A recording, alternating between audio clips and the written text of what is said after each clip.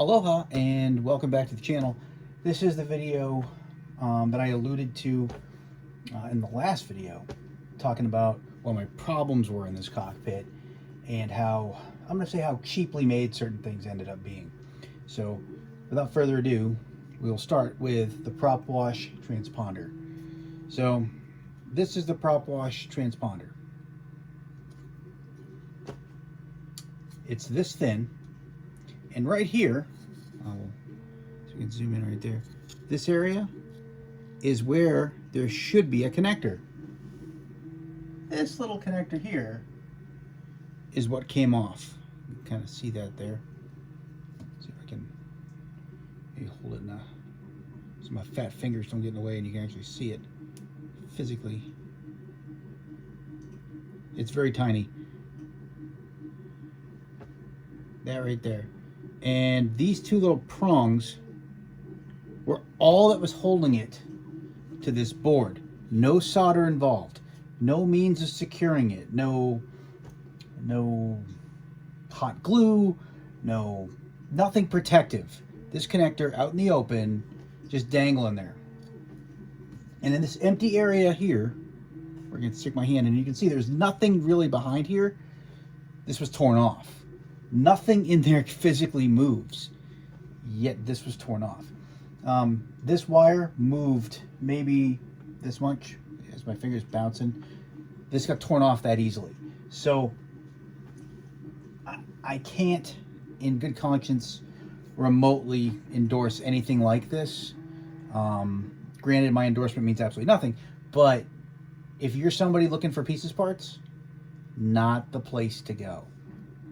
Their warranty is, I think they said up to 90 days.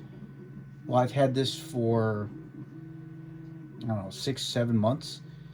And the first time I really move it from place to place, something like this happens.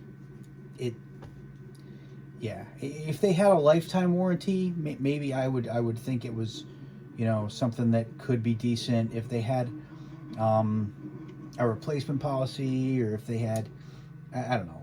It just seems like the back of this is very, very neglected.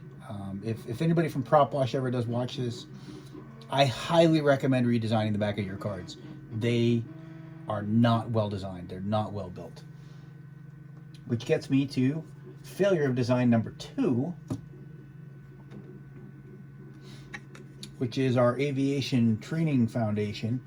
Now it's hard. I'll pull this right out because it's just a press fit. You can see here, this little board just pops right out of here. What should be on the bottom of this board is one of those same micro USB connectors. It ripped off, came right off this board, and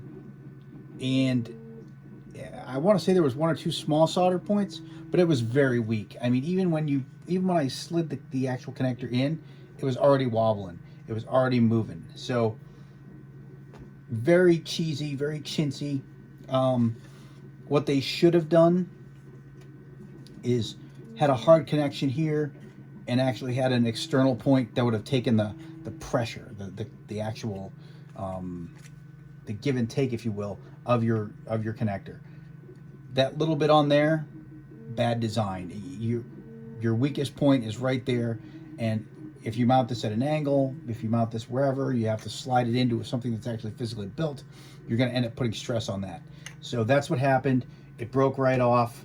Now what I'm going to end up doing is I'm going to gut this, and I'm going to use this switch, and I'm going to see if I can save this switch as well, and I'm going to wire them into MobiFlight. I'm just going to get rid of this entirely from what they have here, and I'm gonna turn it into MobiFlight, or a MobiFlight capable switch. Yeah, but not well made. That sound you hear in the background, if you do need to hear it, is my 3D printer. I've got the actual trim wheel. That full wheel is printing out right now. There's about an hour left on the trim wheel. All the other components, the faceplate, everything else is already done. So the trim wheel I should have done sometime tonight. Then my next project is going to be taking this flap switch. This is a transition plate around it just so it fits in the cockpit. I already have everything else ready to go. Just popping in the servo, and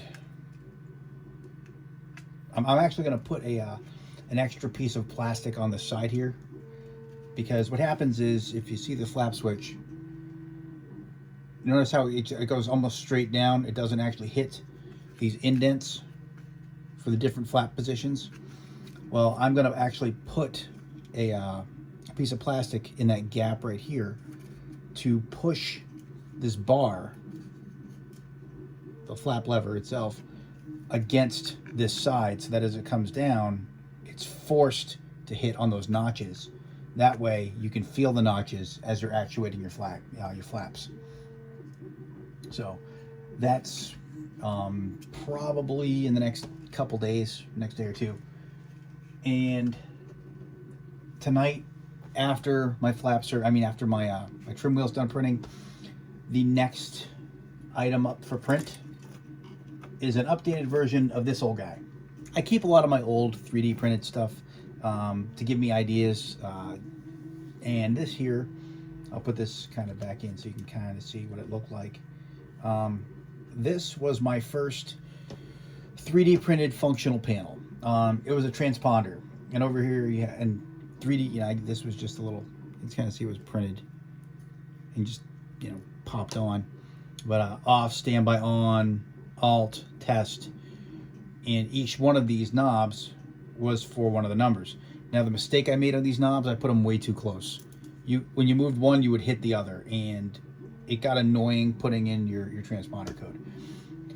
So I am printing out a larger face that will kind of match the dimensions of this.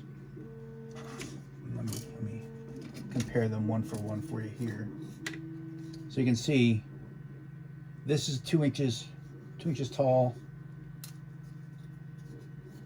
and it's a little over 6 inches long. This other one is it's about 5 inches long. So it'll be a little taller and a little longer, which will give me plenty of space to put these buttons further apart. Now, the other thing I'm going to be doing is I'm also going to be adding an ident, and I'll just have it so you push one of these knobs for the ident, but that way I'll have a functional transponder in the aircraft, and it takes a switch there, rotary encoders, which are down here, and just the segmented display that, if you've done anything with MobiFlight, you've probably used these a bunch of times here.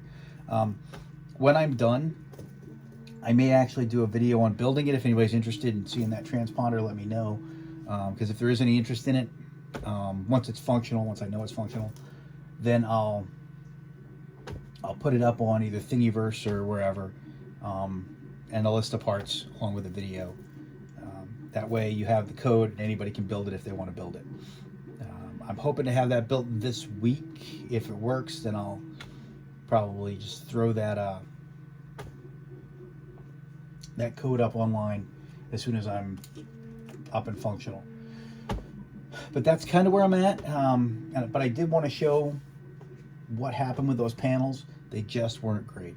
Not a fan of the Propwash panels, and the Aviation Training Foundation, not so much. So if there's any questions, comments, concerns, please, throw them below. If there's interest in something like that transponder, let me know. It's a basic transponder. I know there's better videos of people doing like super in-depth ones that look realistic. This one's not going to look super realistic, but it'll be very functional, and you can take the code and make it look better if you want once I put it up. But instead of having to put stickers on it, it's actually going to have raised lettering on it. This is one of the first things I ever 3D designed, I'll say. I'm a little better now at it, not great still, but I'm at the point where I can easily write on it and I can easily manipulate the design. So